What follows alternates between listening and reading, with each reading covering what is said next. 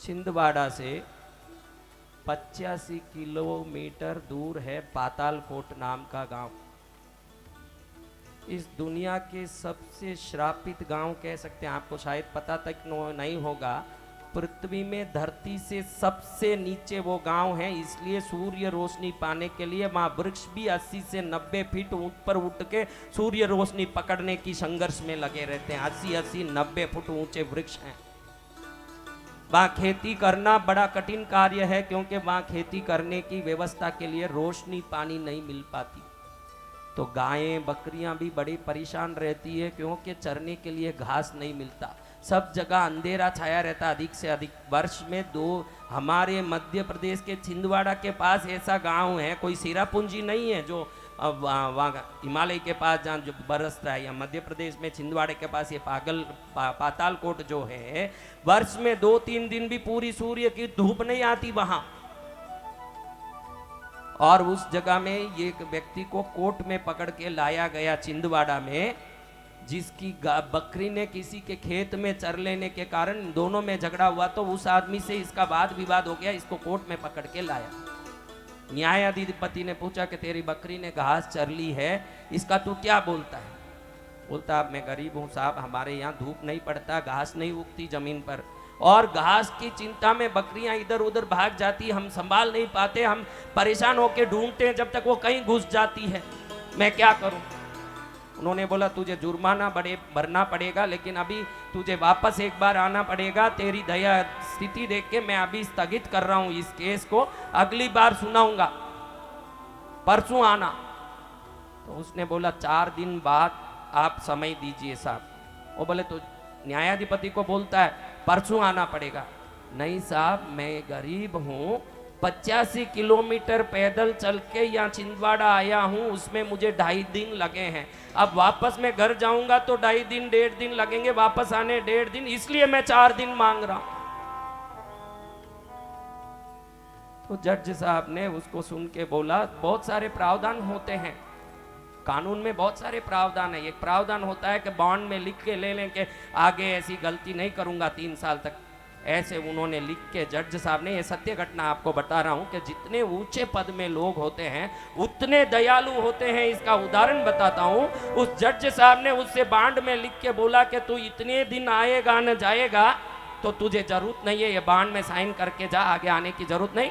और अपने सिपाही को बुला के बोला मेरे पर्सनल पैसे से इसको बस में जाने का पैसा दे दो, और इसको खाने पीने का आगे 1 महीने का राशन भी दे के भेजना, बेचारा 85 किलोमीटर पैदल आया।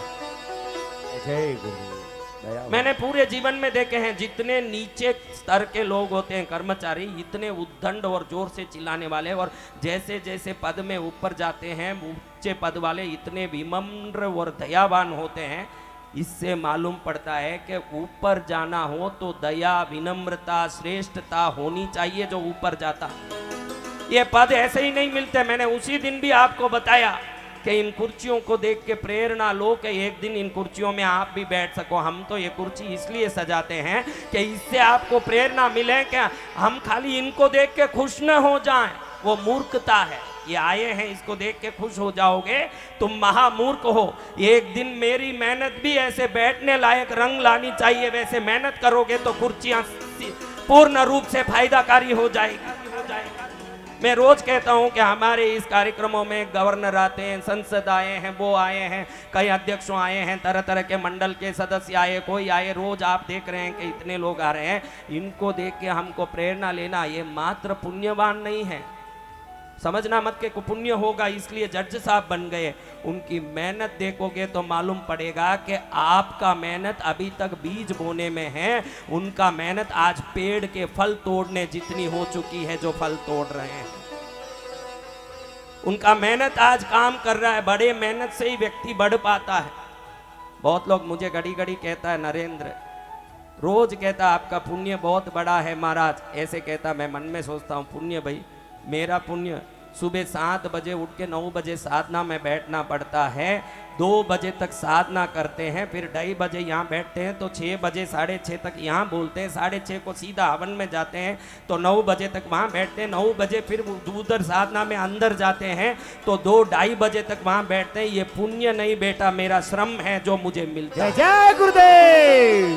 कोई दूसरा पैदा हुआ हो धरती में, मैं ये चुनौती देता हूं, दूसरा पैदा हुआ हो जो 9 बजे से रात में 2:30 बजे तक साधना करता, परम साधक गुरुदेव की। तो उसको भी मिल जाएगा पुण्य। क्यों नहीं मिलेगा? फिर तो उसको भी मिलेगा। आप भी मेहनत करो जीवन में, पढ़े पढ़े कुछ नहीं मिलेगा। आपका मेहनत 6-8 घंटे का, इसीलिए जिंदगी भी 6-8 घंटे की है। मेहनत करो, 20 घंटे का पाओगे राजा जैसे, मेहनत जैसा फल मिलेगा। बोला वचन सिद्ध भगत में गुरुदेव कैसे की। मिलेगा?